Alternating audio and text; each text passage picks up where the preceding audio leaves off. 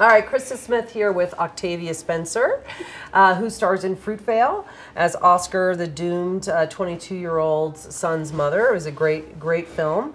And we were here exactly 1 year ago, and you were spending a lot of time with Brad Pitt and George Clooney and all of that. Update me, please. Well, we're still besties, George and Brad and I. I saw George just last week. No, I'm kidding. Well, I mean, I got to see him again. It was a really storybook year last year. Wonderful, wonderful. And I'm still having the time of my life, but it's time to pass the baton on to the next princess. So right, and you deliver it, right? I deliver it. The tradition is I deliver. Well, last year, yeah, I give it to the guy. Yeah, you give it to the guy, right? Yeah. So I imagine when this script came on, you jumped at it. It's really. I actually didn't. You didn't? I didn't because what happened, my agent sent it to me and I was supposed to read it, and I was at the time getting my children's book published, and I was about to leave for Prague, so I didn't have time to read it. And they sent me all of this information, about Ryan and everything, and then they sent me the video, and I saw the video, and I was just outraged and angry, and I thought there's nothing that I can add to this but anger, and I think this subject needs more than anger. And my agent said, then you really need to read it before you make that decision. And I'm like, oh God, do I?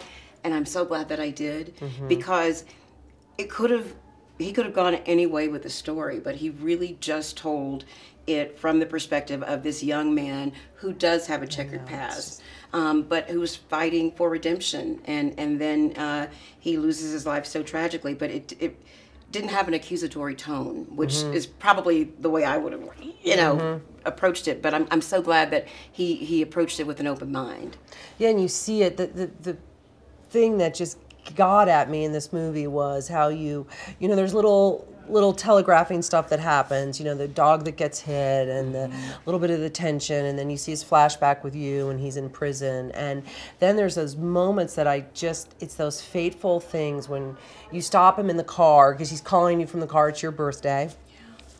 And it's, hey, do you have your Bluetooth on or whatever? And you think, oh my God, the things that this guy has been in prison, he's in Oakland, and it's like, I need to worry about your safety. Do you have your Bluetooth? And he actually pulls over and kind of makeshifts the thing so he's not driving. And then on that night, it is the mother that says to him, oh, don't drive, crazies are out, take the BART. Why don't you just take the BART? And that, to me, is for her, and then you see that later on in the film, just consumed with that kind of guilt. And fate.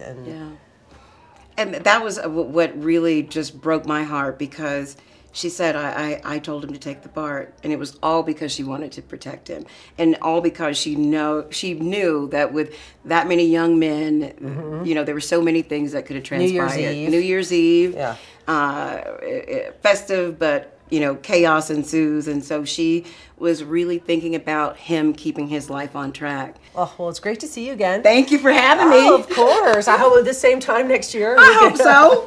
Hopefully you'll be back with another movie. Thank you, Krista. Thank you so much. I love you up here, and I just love seeing you, and we're big fans.